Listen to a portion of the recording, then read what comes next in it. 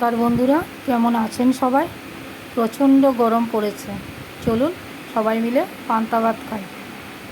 দেখুন, আমি আগের দিন ভাত করে হাঁড়িতে রেখে দিয়েছিলাম, সেটাকে এখন খাওয়া দাওয়া হবে। তাই আমি পান্তা ভাত নিয়ে নিচ্ছি প্রথমেই। তার সঙ্গে রেখেছি ডালের বড়া, লেবু, কাঁচা লঙ্কা, লঙ্কা ভাজা, আর আম তেল, আর 1 গ্লাস জল দিয়ে সুন্দর করে এবার ডেকোরেশন করছি। লেবু, পেঁয়াজ আর ভাজা লঙ্কা আর একটা কাঁচা লঙ্কা দিয়ে দিলাম। তার সঙ্গে ছিল ডিমের অমলেট,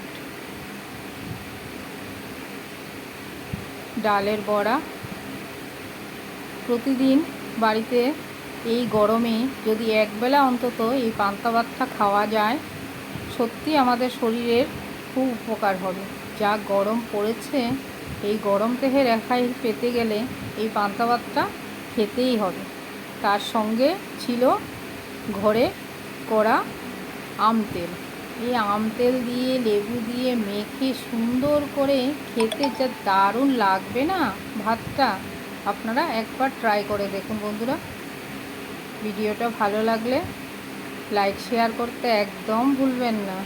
তার সঙ্গে দিয়ে দিলাম একটু নুন আর 1 গ্লাস জল। এবার একটু জল দিয়ে, ঠান্ডা জল দিয়ে সেটাকে যদি সুন্দর করে মাখা হয়, কী যে লাগবে অমৃত। মাছ মাংস আর কিছুই লাগবে না।